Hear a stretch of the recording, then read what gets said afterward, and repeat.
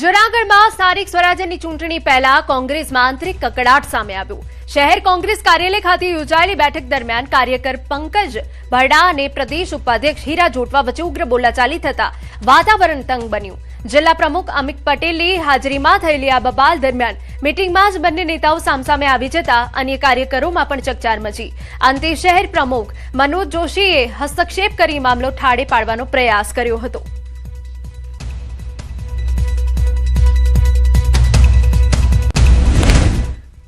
જૂનાગઢમાં સ્થાનિક સ્વરાજ્યની ચૂંટણી પહેલા આમ આદમી પાર્ટીમાં મોટું ભંગાણ સામે આવ્યું। પાર્ટીના એસસી સેલના જિલ્લા પ્રમુખ ધીરુભાઈ ગોહેલ પક્ષ છોડીને કોંગ્રેસમાં જોડાયા છે।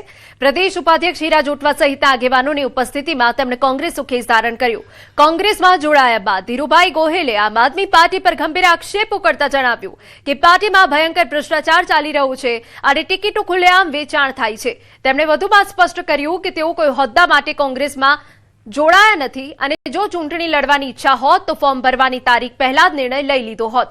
નોંધનીય છે કે થોડા દિવસ પહેલા ધીરુભાઈ ગોહેલ વિડીયો સંદેશ દ્વારા પણ આમ આદમી પાર્ટી સામે નારાજગી વ્યક્ત કરી હતી। પૈસાની લેતી દેતી કરી અને આ લોકોએ ટિકિટ દીધી છે, એટલે એક નંબરની ભ્રષ્ટાચાર આ આમ આદમી પાર્ટી ચોખ્ખા શબ્દ આમ ચોખ્ખું દેખાઈ આવ્યું છે। ત્યારે મેં આમ આદમી પાર્ટીમાંથી આ ગઈ 7 તારીખે અલવિદા કહી અને આજે હું કોંગ્રેસ પાર્ટીમાં જોઈન થયો છું। હું કોઈ લાલચી આવ્યો નથી। સમાચાર કચ્છમાંથી ગાંધીધામમાં યોજાયેલા જનસેવા સંકલ્પ કાર્યક્રમ દરમિયાન પ્રદેશ મહામંત્રી અનિરુદ્ધ દવે દ્વારા કાર્યકરો અને ઉમેદવારોને કડક સંદેશ આપવામાં આવ્યો। અનિરુદ્ધ દવે સ્પષ્ટ અને કડક સંદેશ આપતા જણાવ્યું કે મેદાનમાં ઉતરીને કામ કરો, નહીં તો માઠા પરિણામ માટે તૈયાર રહો। તેમણે ગાંધીધામના તમામ ઉમેદવારોને 25 એપ્રિલ સુધીમાં દરેક બૂથના તમામ ઘરોમાં ઓછામાં ઓછી 3 વખત મુલાકાત લેવાની ડેડલાઇન આપી। આ સાથે તેમણે તાકીદ કરી કે વોર્ડના 4 ઉમેદવારો એકસાથે પ્રચારમાં નીકળવું પડશે અને જો કોઈ એકલ દોકલ ચાલશે તો તેને ગંભીરતાથી લેવામાં આવશે। વધુમાં ટિકિટ વંચિત રહેલા સક્ષમ દાવેદારોનો ઉલ્લેખ કરી તેમણે સલાહ આપી હતી કે જેમને ટિકિટ નથી મળી તેમના ઘરે જઈ ચા પીજો અને તેમના અનુભવનો લાભ લેજો। જેટલા પણ આપણા મતદારોના ઘર છે એ તમામ ઘર સુધી ચૂંટણી સુધીની 25 તારીખ સુધીમાં તમારે 3 વખત દરેક ઘર ઉપર ટકોરો મારીને વાતચીત કરવાની છે। થઈ શકે 4 નગરસેવકો સાથે રહેજો। 4 નગરસેવકોમાં ક્યાંય જો ક્રોસ થયું કે ક્યાં કરવાનો પ્રયાસ કર્યો ધ્યાનમાં આવ્યું તો ચોક્કસપણે આના ઉપર ધ્યાનમાં લેવામાં આવશે। આવું ક્યાંય ઊંસાતુસી વ્યક્તિગત નહીં થવી જોઈએ। બનાસકાંઠાના ધાનેરામાં સ્થાનિક સ્વરાજ્યની ચૂંટણી પહેલા રાજકીય ગરમાવો વધ્યો। થાબર ગામે લગભગ 50 લોકો ભાજપ અને આપ છોડીને કોંગ્રેસમાં જોડાયા। કોંગ્રેસની નીતિથી પ્રેરાઈ કાર્યકરો અન્ય પાર્ટીઓને બાય બાય કરી કોંગ્રેસનો ખેસ પહેર્યો। પૂર્વ એમએલએ નાથાભાઈ પટેલ તેમજ તાલુકા કોંગ્રેસ પ્રમુખ ઈશ્વરભાઈ પટેલે ખેસ પહેરાવી કાર્યકરોએ પક્ષમાં આવકાર્યા।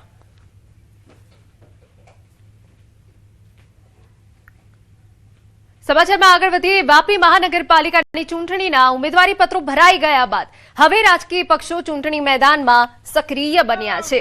વાપીમાં ભાજપ દ્વારા વિધિવત રીતે પ્રચારના શ્રી ગણેશ કરવામાં આવ્યા। રાજ્યના આદિજાતિ મંત્રી નરેશભાઈ પટેલ અને અનુસૂચિત જનજાતિ મોરચાના પ્રદેશ અધ્યક્ષ ગણપત વસાવાની આગેવાનીમાં ભાજપના ઉમેદવારોએ પ્રચાર શરૂ કર્યો। સરદાર વલ્લભભાઈ પટેલની પ્રતિમાને નમન કરી જનસેવાનો સંકલ્પ લેવામાં આવ્યો। ઉમેદવારોએ ઘર ઘર પહોંચીને મતદારોનો સંપર્ક શરૂ કર્યો। મહત્વનું છે કે વલસાડ જિલ્લામાં તાલુકા પંચાયતની 5 બેઠકો પર ભાજપના ઉમેદવારો બિનહરીફ વિજેતા બન્યા છે, ત્યારે ભાજપ આગેવાનોએ 500 થી વધુ બેઠક બિનહરીફ થશે તેવો વિશ્વાસ વ્યક્ત કર્યો હતો।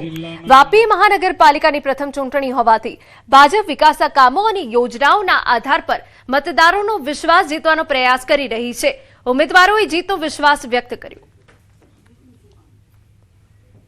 ગુજરાતમાં ભારતીય જનતા પાર્ટીનું વાતાવરણ બન્યું છે એ પ્રમાણે હું ચોક્કસ 52 ઉમેદવાર અમારા વાપીના પણ જીતવાના છે અને વલસાડ જિલ્લાની અંદર તમામ જિલ્લા પંચાયત અને તાલુકા પંચાયત પણ અમે જીતવાના છે એવા વિશ્વાસ સાથે આજે અમે આ વાપી શહેરની અંદર શ્રી ગણેશ કરીએ છીએ। ફરીવાર હું તમામ લોકોને ઉમેદવારોને શુભકામના આપું છું। આખા ગુજરાતમાં હું માનું છું ત્યાં સુધી જે દિવસે ઉમેદવારી ખેંચવાનો છેલ્લો દિવસ હશે એ દિવસ સુધીમાં 500 કરતાં વધારે જગ્યાએ ભારતીય જનતા પાર્ટીએ વિજય હાંસલ કરી શક્યો હશે. એટલે પહેલો ઘા રાણાનો એ પ્રકારે ભારતીય જનતા પાર્ટી અમારા જગદીશભાઈ વિશ્વકર્મા સાહેબની આગેવાનીમાં આગળ વધી રહી છે.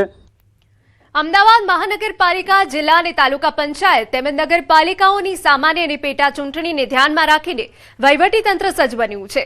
મુક્ત અને નિષ્પક્ષ ચૂંટણી સુનિશ્ચિત કરવા આદર્શ આચાર સંહિતાનું કડક પાલન કરવામાં આવશે.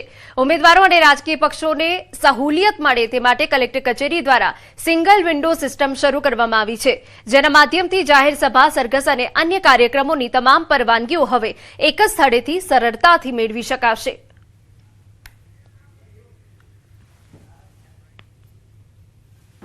અમદાવાદ મહાનગરપાલિકા માટેની જે ચૂંટણીની પ્રક્રિયામાં જે કાંઈ જરૂરી મંજૂરીઓ લેવાની થાય છે ઉમેદવારોને, તેમના સભા સરઘસ માટે, વાહનો વગેરે માટેની, તેમના માટે સિંગલ વિન્ડો સિસ્ટમ કાર્યરત કરવામાં આવેલી છે, જેથી દરેક ઉમેદવાર જે છે એ જરૂરી મંજૂરીઓ છે તે કલેક્ટર ઓફિસમાંથી મેળવી શકે છે. કલેક્ટર ઓફિસમાં સિંગલ વિન્ડો સિસ્ટમ નીચે ડિઝાસ્ટર શાખા છે ત્યાં શરૂ કરવામાં આવેલ છે. એટલે કોર્પોરેશનને લગતી જે કાંઈ પરમિશન હોય, પોલીસને લગતી હોય, ચૂંટણી અધિકારીને લગતી હોય, તે દરેક એક જગ્યાએથી મળી રહે તે પ્રમાણેનું વ્યવસ્થા